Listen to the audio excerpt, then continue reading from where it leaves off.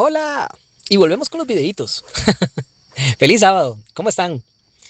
Y la vez pasada habíamos quedado en cómo José se había reencontrado con sus hermanos, se había revelado ante ellos, había dicho, hey, yo soy el hermano, ya saben, ese que esclavizaron y que vendieron por 20 piezas de plata y ahora soy el segundo a bordo de todo Egipto. ¿Cómo cambian las cosas, verdad? Y habíamos quedado en esa escena que recordaba un poco, eh, como les digo, siempre hay que ver los tres aspectos que abarca la Biblia en una historia de estas. Está la parte simbólica, está la parte de lo que está haciendo Satanás por detrás de escena y está la parte de lo que está haciendo Dios en respuesta. Entonces, en forma simbólica, esto representaba a Jesús. Jesús fue vendido igual por monedas de plata y por sus hermanos de la misma forma. Y, el punto es que ese evento fue lo que hizo que Jesús muriera en la cruz y luego resucitara, granjeándole el derecho de poder salvarnos a todos en el cielo. Entonces la misma bienvenida que vamos a tener nosotros fue la que tuvieron los hermanos hacia José. O sea, nos vamos a sentir igual de culpables, pero al mismo tiempo muy agradecidos. Entonces es un símbolo. Los hermanos nos representan a nosotros, a los cristianos. De hecho es muy curioso. En el próximo video vamos a ver el poema de Jacob y vamos a ver que cada uno de los hermanos representa un tipo en particular de persona con el que nos podemos identificar. Pero bueno, de momento, entonces quedamos en esa parte.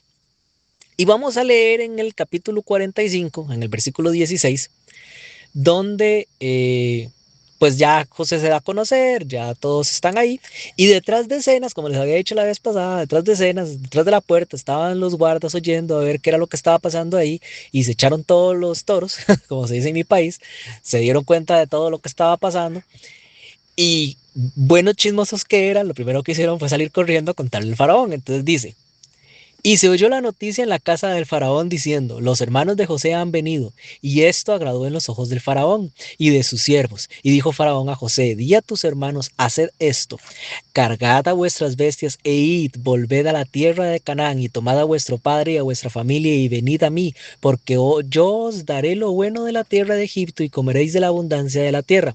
Y tú manda, haced esto: tomad de la tierra de Egipto carros para vuestros niños y vuestras mujeres, y traed a vuestro padre y venid. Y no os preocupéis por vuestros enseres, porque la riqueza de la tierra de Egipto será vuestra. Y lo hicieron así los hijos de Israel, y les dio José carros conforme a la orden del faraón, y les suministró víveres para el camino. Entonces, a ver, después viene toda una explicación de que le dio víveres y que a Benjamín lo trató mejor y demás. Pero nos vamos a quedar en esta parte porque, otra vez, como les digo, esto es algo simbólico. O sea, pasó en la vida real. José hizo eso, el faraón hizo eso, pero representa algo a futuro. Entonces, igual que con José, va a pasar con Jesús. A José lo vendieron, como les dije, a Jesús lo vendieron. A José, gracias a que le hicieron eso, trajo bendición a sus hermanos.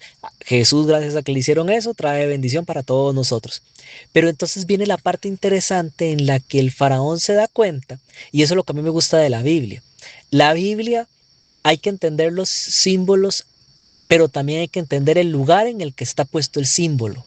¿A qué me refiero con esto? Esto ya es simbolismo bíblico avanzado, ya están avanzando, ya vamos avanzando.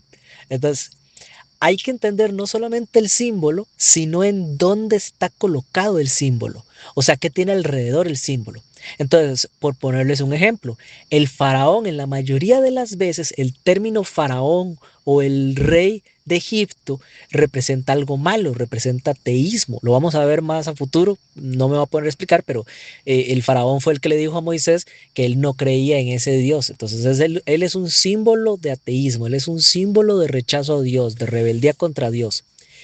Pero aquí, por culpa del contexto, el faraón, que es un rey, porque al fin y al cabo faraón representa rey, puede ser un rey bueno o un rey malo, el faraón en este punto de la Biblia, donde todavía no ha pasado lo que pasó con Moisés y demás, no está representando a un ser perverso y malo, porque un rey bueno, aunque no sea de Israel, puede representar algo bueno, aunque sea de una tierra mala. O sea, el rey de Babilonia puede representar algo muy bueno y el rey de Asiria puede representar algo muy bueno. depende del contexto en el que esté, entonces hay que entender el contexto. Aquí él es un siervo hasta cierto punto del bienestar de José. O sea, él aprecia a José, él quiere a José, él respeta al Dios de José, tal vez no adora como tal al Dios de José, pero le tiene respeto y en su confusión es un buen hombre, ¿sí me entienden? Pasa con muchas personas en la actualidad, entonces no conocen la Biblia, no conocen la verdad o medio la conocen, pero son buenos hombres y Dios los ama y probablemente van, de hecho no, van a ir al cielo, pero no fueron cristianos, nunca obedecieron la Biblia como tal, nunca creyeron la Biblia como tal, porque la salvación no se trata tanto de eso, sino de la luz que a usted le llega. Si la luz que le llegó fue un 1% y usted obedeció ese 1%, estás bien. Si te llegó el 100 y usted no obedece el 100, estás mal. Entonces, depende de la luz que te haya llegado. Pero en este caso el faraón es un símbolo de Dios. ¿Por qué? Y no se me asusten, les voy a explicar. Dijimos que José representa a Jesús. Entonces, José representa a Jesús, los hermanos de José nos representan a nosotros y el que le está dando los carros a José para que vaya a traer a su familia a la tierra de Egipto, a una tierra donde van a recibir leche y miel, por así decirlo, donde todo va a estar bien y van a tener abundancia, es el faraón. Lo mismo pasa en la Biblia, en el Apocalipsis.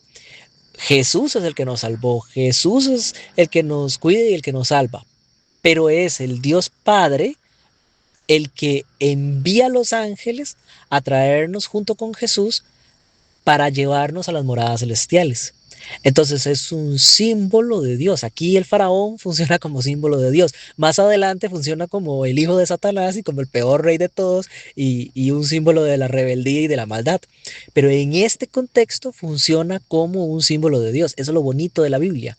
El símbolo hay que entenderlo con lo que tiene alrededor. Entonces, habiendo dicho eso,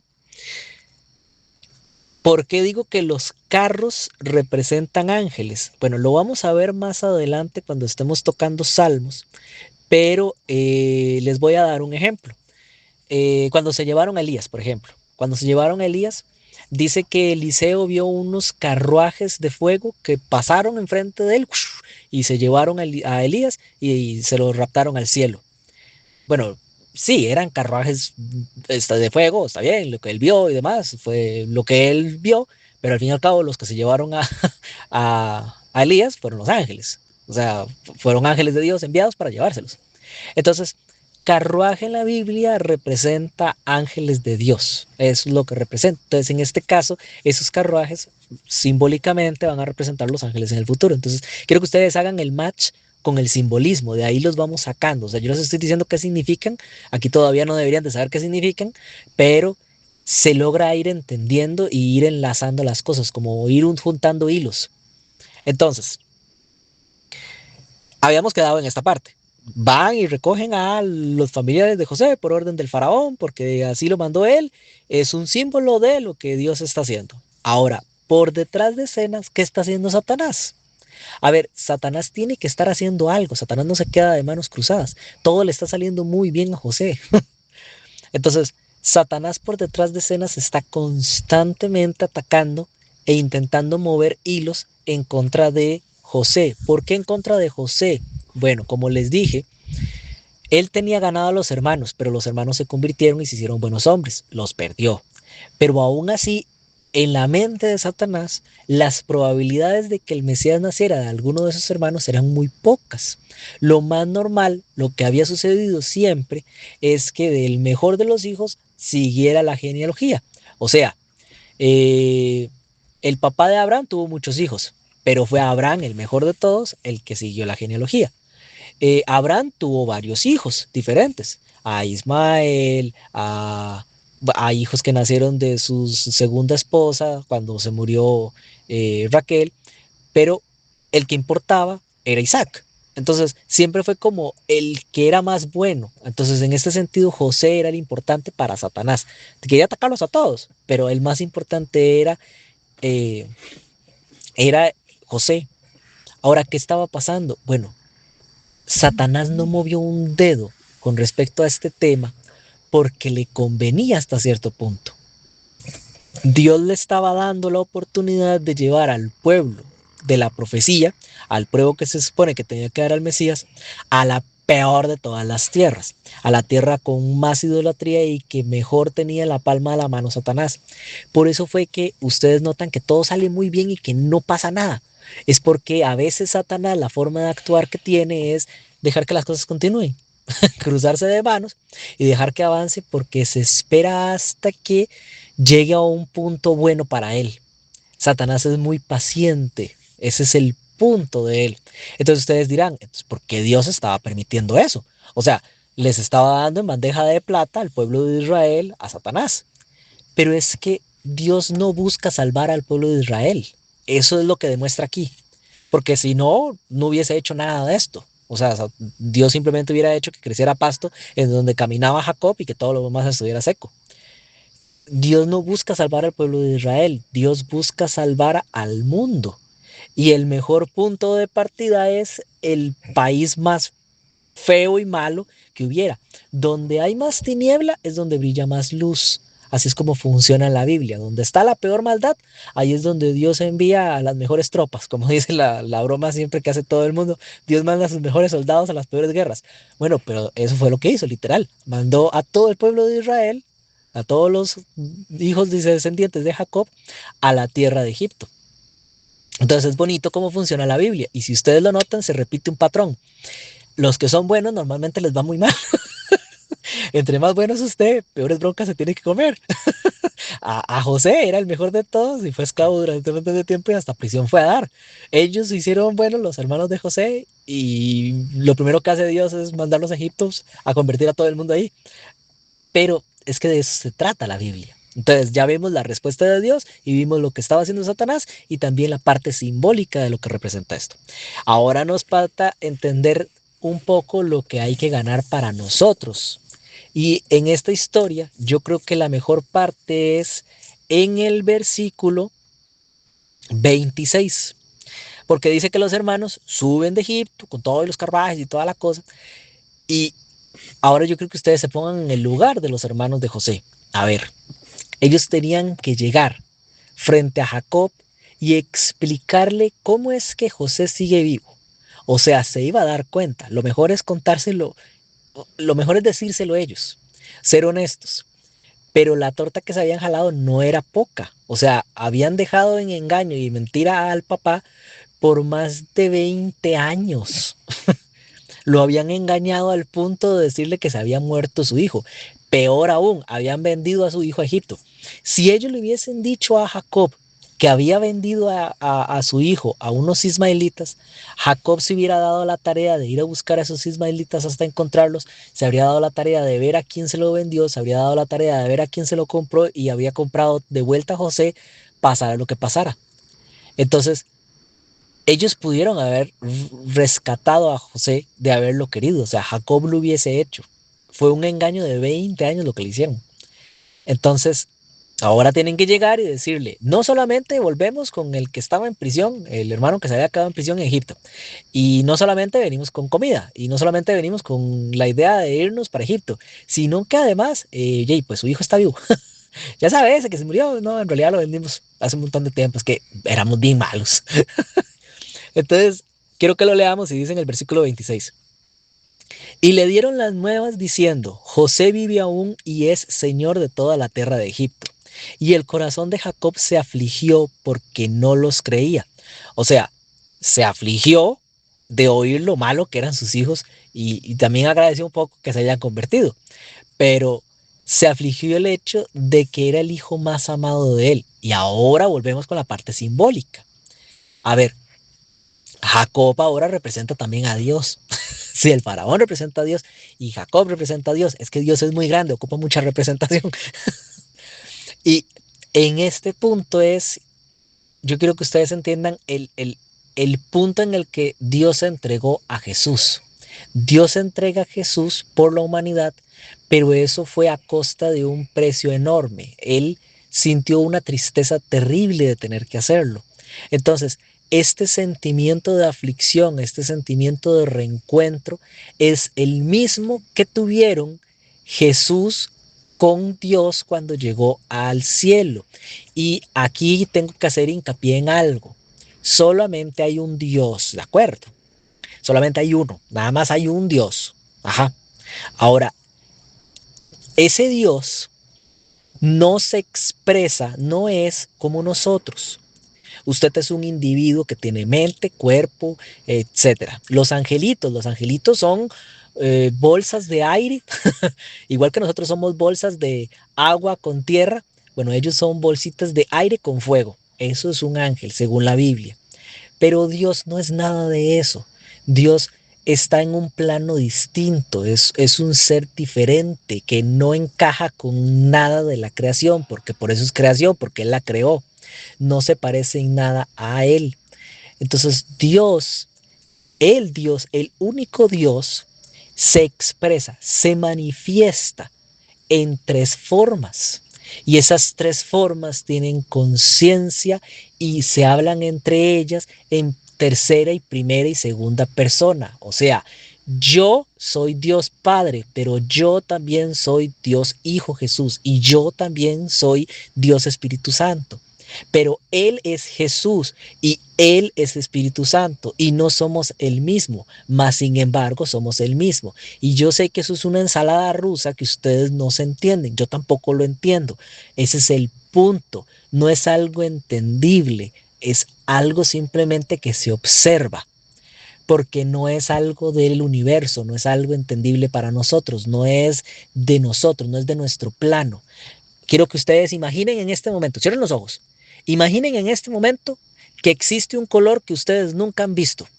Bueno, pueden imaginarse que exista un color que nunca han visto, se lo pueden imaginar, pero pueden imaginar el color en sí mismo, pueden decir, ah, sí, es ese color, e imaginárselo. No, no pueden, es imposible para ustedes. Ustedes no pueden inventarse un color. Ustedes pueden imaginar la idea de que existe un color que no conocen, pero no pueden inventarse ese color mentalmente y definirlo. Es imposible para ustedes, no pueden. Bueno, lo mismo, si no pueden definir un color, menos van a definir a Dios. Pero entonces, continuamos. Y dice, en, en el versículo 28, entonces dijo Israel, basta, José mi hijo vive todavía, iré y le veré antes de que yo muera. Y entonces llega el capítulo 46 y vemos lo sensato e inteligente que es Jacob. Jacob no simplemente dijo, sí, sí, montémonos todos y vámonos de una. No, él después de muchos años de entrenamiento aprendió que el procedimiento correcto es, pasa un evento, tengo que tomar una decisión, decido tal cosa, entonces se la pongo en manos a Dios y si Dios me da aprobación, la hago. Y si Dios me cambia el plan, entonces no la hago aunque yo quiera hacerla. Eso fue lo que aprendió Jacob. Esa es la enseñanza de nosotros. Si usted salió aprendiendo eso de leer el Génesis, tiene la Biblia ganada. Ya, checklist, no hay ningún problema con su vida. Usted todo le va a ir bien. O sea, va a tener problemas, pero todo le va a ir bien al final. Entonces dice en el capítulo 46, salió de Israel con todo lo que tenía y vino a Beerseba y ofreció sacrificio al Dios de su padre Isaac. Y habló Dios a Israel en visión de noche y dijo Jacob, Jacob. Y él respondió, heme aquí. Y dijo, yo soy Dios, el Dios de tu padre. No temas de descender a Egipto, porque allí yo haré de ti una gran nación. Yo descenderé contigo a Egipto, y yo también te haré volver, y la mano de José cerrará tus ojos. Entonces se levantó Jacob de Beerseba y tomó a sus hijos y tomó los hijos de Israel a su padre Jacob y a sus niños y a sus mujeres y los carros del faraón que había enviado para llevarlos. Bueno, y ya se fue con todo su ganado y con todo lo que tenía. Y luego viene una descripción de todas las personas que entraron a la tierra de Egipto. Y ustedes dirán, ¿por qué viene una descripción de todas las personas que entraron a la tierra de Egipto? ¿Qué de importante tenía eso? ¿Para qué Dios se tomó la molestia de decir uno por uno cada una de las personas, de las 69 personas que llegaron a la tierra de Egipto, según lo que dice la Biblia? Bueno, es porque la referencia está en que nosotros notemos cómo es que ellos se volvieron un pueblo muy grande después de haber entrado a la tierra de Egipto. Y es que no pasaron muchísimas generaciones realmente. Fueron unas cuantas generaciones después de que Jacob llevara a todos a Egipto. Y en esas cuantas generaciones se convirtieron en un pueblo enorme, donde existía cada tribu con diferentes familias dentro de cada tribu. Entonces, lo que Dios dijo se cumplió. Ese es el punto de esto. O sea, Dios te dice algo, Dios lo cumple. Si Dios dice que hagas algo es porque te va a ir bien. Esa es la enseñanza. Y ustedes dirán, mientras tanto, ¿qué estaba haciendo Satanás? Nada. Él relajado y tranquilo estaba viendo cómo todos se acercaban a la boca del dragón, se saboreaba el evento final y pensaba que los iba a convencer a todos de adorar al Osiris, a Horus, a todos los becerros feos que ellos se ponían en el camino. Pero lo interesante es que así como él pensaba influir al pueblo de Egipto, Dios lo que quería era influir al pueblo de Egipto por, así como Satanás quería influir a Israel con los egipcios, Dios quería influir a Egipto con los hebreos. Entonces, dice en el versículo 28. Y envió Jacob a Judá delante de sí a José para que le viniese a ver a Gosén. Y llegaron a la tierra de Gosén, y José unció su carro y vino a recibir a Israel su padre en Gosén, y se manifestó a él, y se echó sobre su cuello y lloró sobre su cuello largamente. Aquí es donde les digo que es una representación de Dios. Y Jesús, cuando Jesús ascendió al cielo, y es interesante que el que envió adelante es Judá, de la tribu de Judá fue que nació Jesús, de hecho le dicen el león de Judá. Entonces, es todo un simbolismo, pero lo que representa fue ese encuentro que sucedió hace más de 2000 años, cuando Jesús ascendió al cielo y se encontró con Dios Padre y se abrazaron y todo el evento que sucedió y a causa de eso hubo una gran celebración y de hecho fue tan grande que hubo un Pentecostés en la tierra y descendió el Espíritu Santo. Así de grande fue. O sea, estaban muy felices de que Jesús estuviera ahí. Pero lo interesante es que también representa un evento futuro, porque en ese momento Jesús no llevaba a todos sus hermanos. En cambio aquí, sí, aquí Jacob venía con todos sus hermanos.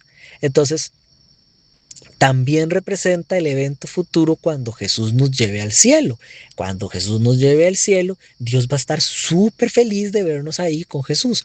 Es bonito ponerse a pensar esas cosas. Yo sé que todo el mundo lo sabe, todo el mundo lo piensa, todo el mundo lo desea, pero es bonito ponerse a pensar lo feliz que va a estar Dios y Jesús de vernos allí. O sea, ellos de verdad van a estar muy felices. Nosotros hicimos cosas muy feas y ellos van a estar muy felices de vernos allí.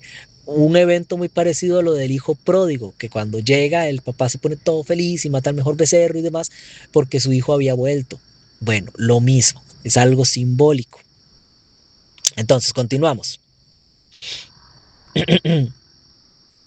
En el versículo 31 dice algo muy interesante.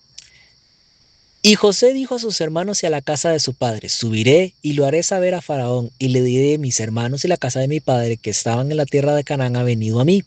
Y los hombres son pastores de ovejas, porque son hombres ganaderos, y han traído sus ovejas y sus vacas y todo lo que tenían. Y cuando el faraón os llame y dijere cuál es vuestro oficio, entonces diréis, hombres de ganadería han sido tus siervos desde nuestra juventud hasta ahora, nosotros y vuestros padres, a fin de que moréis en la tierra de Gosén, porque para los egipcios es abominación todo pastor de ovejas. Paremos un momento. ¿Por qué es abominación todo pastor de ovejas, como ya se los había contado hace un tiempo? Porque sacrifican ovejas, sacrifican becerros y ganado de ese tipo.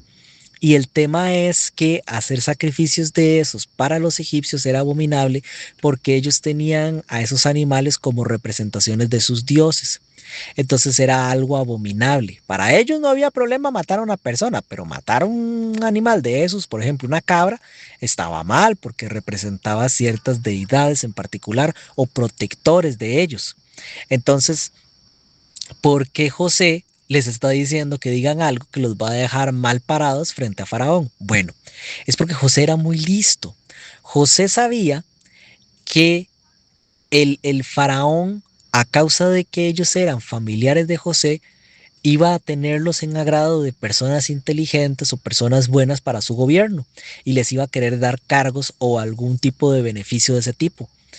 Y eso iba a ser algo muy malo para los hijos de Israel, porque tener un cargo en Egipto era representante de tener que participar en ciertas actividades, tener que hacer ciertas cosas que o tener el acceso a ciertas bebidas, comidas, placeres carnales. y eso podía corromper al pueblo de Israel. Entonces José les estaba dando una protección, estaba intentando hacer que ellos estuvieran a salvo de esa forma. Sí, quitándoles el beneficio de lo que hubiesen podido tener terrenalmente gracias a ser hermanos de él, pero garantizando que no iban a pecar ni iban a caer en debilidad por culpa de ese beneficio. Entonces hay veces, eso es para echar a nuestro saco, hay veces en las que ustedes les van a preguntar, ¿y usted es cristiano? Y usted va a decir, sí, porque todo el mundo es cristiano. Pero entonces le van a preguntar, ¿qué tipo de cristiano? Y entonces usted va a decir, yo soy adventista del séptimo día. O tal vez no es adventista, tal vez es otra cosa. Pero es un cristiano de verdad. Es un cristiano que dice, sí, la Biblia es real y Dios creó todo en 7 días. En esos momentos, lo mejor es decirlo y te va a dar ciertos inconvenientes, ciertos problemas a futuro. Es que mejor no lo pongamos en este puesto, porque en este puesto hay que de vez en cuando llamar en sábado a la persona y tiene que venir a trabajar, mejor no.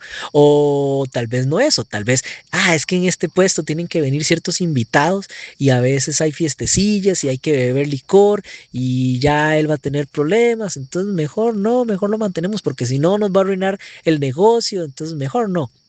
Y vamos a perder oportunidades laborales, sociales, románticas, de todo tipo por culpa de eso. Pero es mejor perder esas oportunidades a no tener que estar luchando mental, física, emocionalmente con cosas que van en contra de su credo. ¿Por qué? Porque todo lo que hay aquí tarde o temprano se desaparece, no dura. Es igual que la vida, es igual que la vejez. Un día estás joven, otro día estás viejo, pero al fin y al cabo todo trata de el cielo, de poder llegar de poder convertirse en, del beneficio que da ser cristiano. Y no me refiero a seguir la Biblia, me refiero a ser una buena persona, que es a lo que me refería con la parte de la luz. Entonces por eso es que José habla de esa forma y dice eso. Entonces tenemos el capítulo 47, que habla acerca de cómo viene el faraón y se presenta con ellos y hasta el faraón queda asustado de la edad de Jacob, que Jacob hasta presumiendo dice que tiene 140 años y el faraón, de hecho es más, se los voy a leer en el versículo 8, dice, y dijo faraón a Jacob, ¿cuántos son los días de los años de tu vida? Y Jacob respondiendo a faraón, los días de los años de mi peregrinación son 130 años. Pocos y malos han sido los días de los años de mi vida y no han llegado los días de los años de la vida de mis padres en los días de su peregrinación. O sea, yo quiero que ustedes imaginen al faraón oyéndole la historia a Jacob y diciendo, sí, sí, mi papá vivió hasta los 160 y el papá de él 180. Pero el que sí está así bien, bien, bien tirado es uno de los hijos de Noé que estuvo en el diluvio. Todavía está vivo y ahí anda todavía. eh, Fue curioso. Entonces, esa curiosidad, ese deseo de qué interesante este hombre que es tan anciano y sigue vivo, porque el faraón no iba a vivir tanto. Ellos no llegaban a tanta edad. Ellos, sí, tal vez podían llegar a 100 años, tal vez podían llegar a 80 años, pero con su estilo de vida y como comían y como vivían y con las cosas que hacían, de 60 no pasaban. Y es curioso toparse a un hombre de 140 años y que le diga, pues yo soy un carajillo, mi papá sí vivió bastante. Y no, hombre, para atrás. Y que le cuente historias que ellos habían entreescuchado, porque ellos perdieron la verdad después de la Torre de Babel y de la separación de las naciones, que todo el cambio de lenguas ocurrió y demás, y se formaron las naciones, ellos perdieron esa información y ahora Egipto estaba recibiéndola de mano de una de las personas que prácticamente habló con esos hombres que vieron todos esos eventos. Entonces, de eso se trata el Génesis. Vamos a dejarlo hasta aquí. Esa fue la historia de ahora. Espero que les haya gustado y que les haya servido. Y lo que quiero que ustedes se lleven para su saco es esa última partecita acerca de José diciéndole y recomendándole a sus hermanos, digan que son ganaderos para que no les den puestos. Y ellos haciendo caso. A veces es mejor perder económica, sentimental y emocionalmente y no perder en términos de la relación con Dios. Entonces, Diosito me los bendiga. Espero que tengan un bonito sábado y fin de semana. Y chao, se cuidan.